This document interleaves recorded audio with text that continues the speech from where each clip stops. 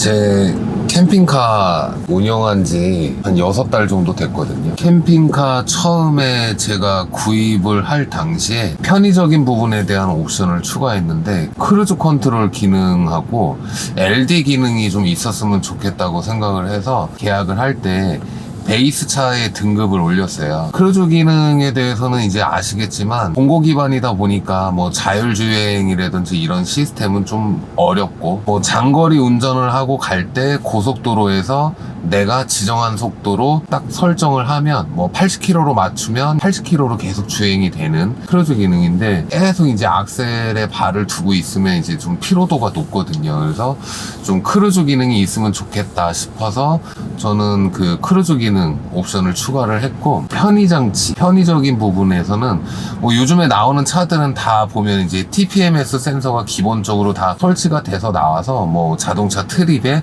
그 타이어에 이제 공기압을 다 확인을 할 수가 있잖아요. 캠핑카 이런 봉고차는 그 TPMS 그 기능이 없어요. 그래서 TPMS 센서와 이제 확인할 수 있는 확인창이 있는 걸 직접 구입을 해서 장착을 해서 사용을 하시는데, 저도 이제 타이어 공기압에 대한 건 안전적인 기준에서 상당히 중요하다고 생각을 하거든요. 알리에서 TPMS 그걸 구입을 해서 신차 이제 받자마자 장착을 했어요. 그래서 오늘 크루즈 기능과 TPMS 센서 그 부분에 대해서 간단하게 어떻게 사용하고 있는지 설명드리겠습니다.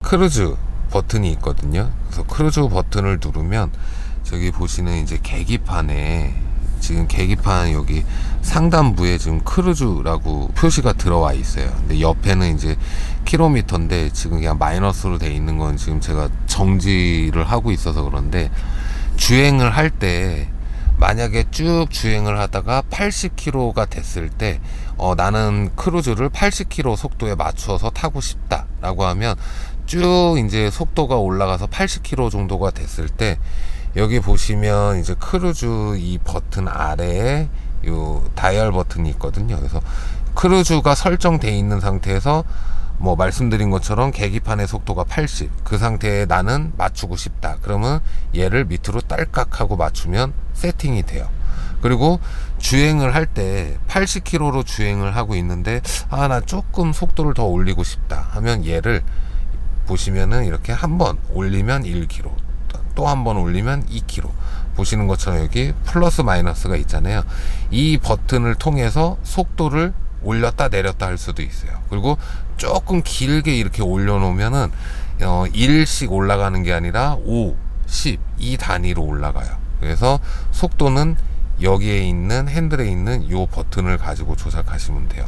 근데 요게 크루즈 기능이 설정이 만약에 아까 말씀드린 것처럼 80km로 설정을 했어요. 근데 이 버튼을 꼭 올리지 않고 조금 더 빨리 치고 나가야 되는 상황이 생기면, 그때는 악셀을 쭉 더 밟아 주시면 설정이 80km로 돼 있지만 내가 악셀을 밟은 만큼 속도는 다시 올라가요. 또 반대로 속도를 쭉 올렸다가 악셀에서 발을 띄면 설정되어 있는 80km까지 쭉 속도가 내려와요. 그리고 80km 이하로 떨어지진 않아요. 그런 방식을 통해서 저는 크루즈 기능을 좀 쓰고 있어요.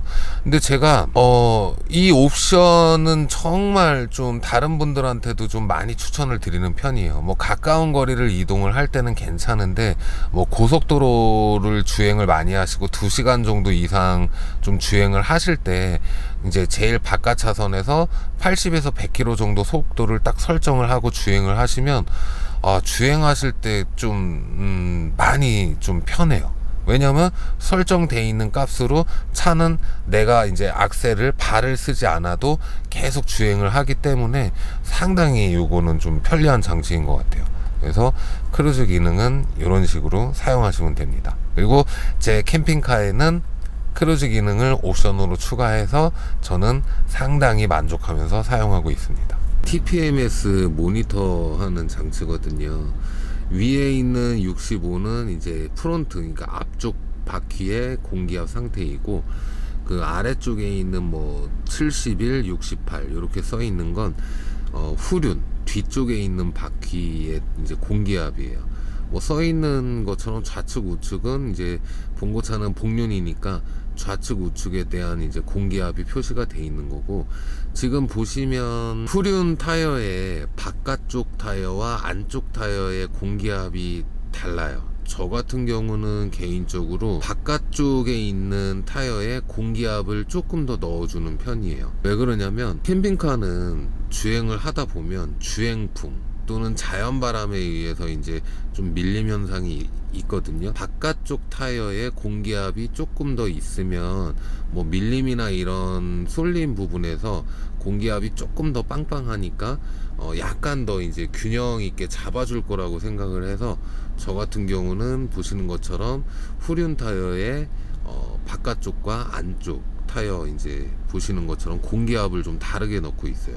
근데 이게 뭐 정답은 없는 것 같아요. 근데 개인 편차인 것 같은데, 저는 좀 개인적으로 생각할 때 타이어가 좀 저런 식으로 바깥쪽 안쪽이 다르게 공기압이 세팅이 되면 조금 더 균형 있게 잡아준다고 생각을 해서 보시는 것처럼 공기압을 다르게 넣고 있습니다.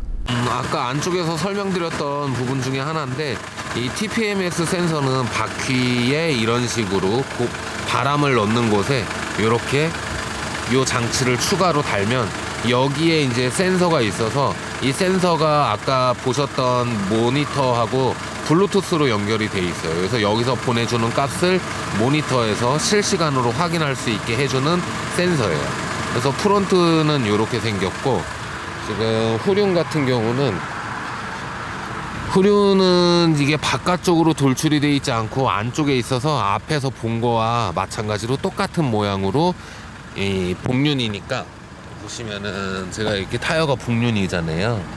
이런 식으로 복륜으로 되어 있기 때문에 두 개가 부착이 되어 있어요. 그래서 두 개가 아까 말씀드린 것처럼 똑같은 방식으로 신호를 보내서 실시간으로 표시를 해줘요. 그래서 요거를 제가 이런 식으로 보여드리면, 아까 말씀드렸을 때 안쪽보다는 바깥쪽에 공기압을 더 넣는 이유는 주행을 했을 때 바깥쪽에서 조금 더 잡아줄 거라고 생각을 해서 공기압을 제가 조금 더 바깥쪽을 두고 있어요.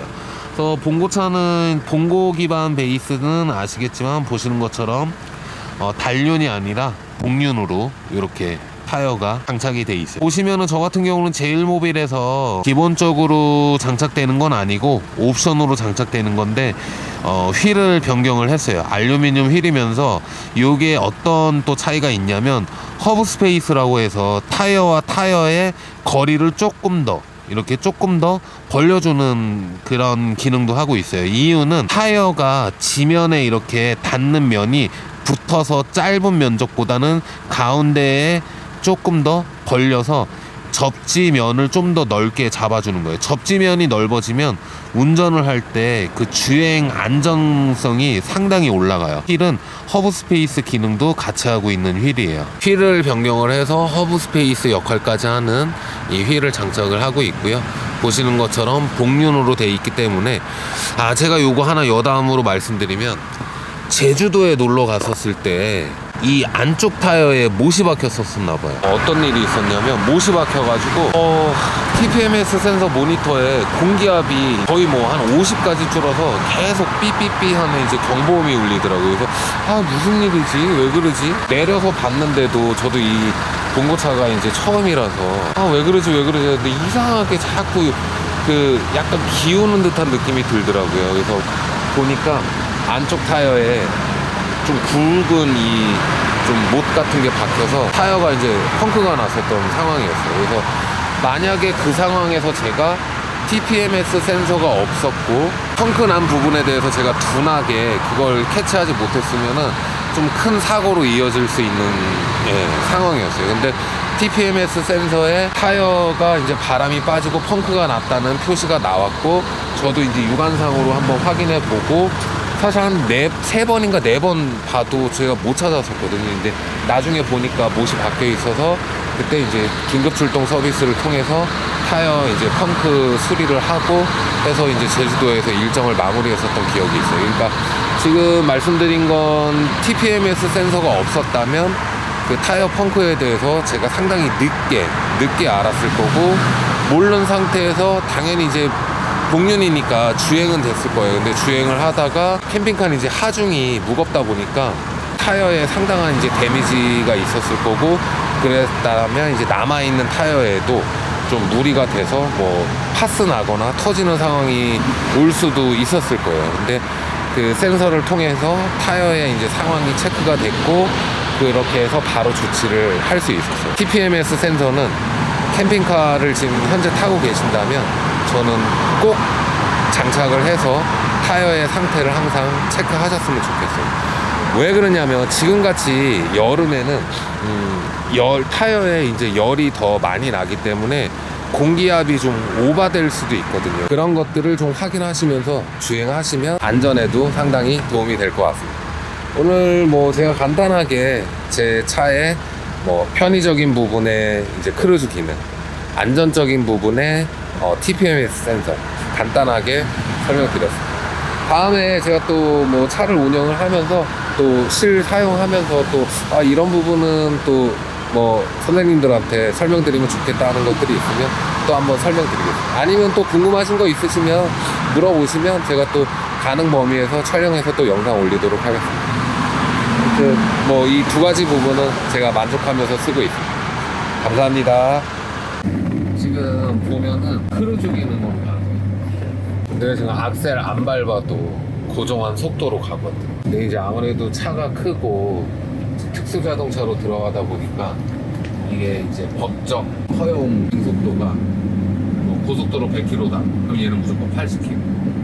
20%가 떨어지게 좀. 차가 이제 원체 크고 바람에 취약하단 말이야. 지금 같은 경우 이게 바닷가 쪽이다 보니까 지금 자연 바람이 좀 있어. 순간돌 정도 있지. 그러다 보니까 속도를 이제 거의 한 80 정도 선에서 주행을 해야, 만약에라도 이제 바람이 불어서 차가 흔들리면 이게 좀 제어하기가 좀 편해. 근데 이제 이게 뭐 막 100km가 넘어가 버리면 큰 속도가 아닌 것 같아도 이게 뭐냐, 바람에 차가 이제 흔들리면 순간 이렇게 당황하게 됐어요. 최대한 이제 저속주행.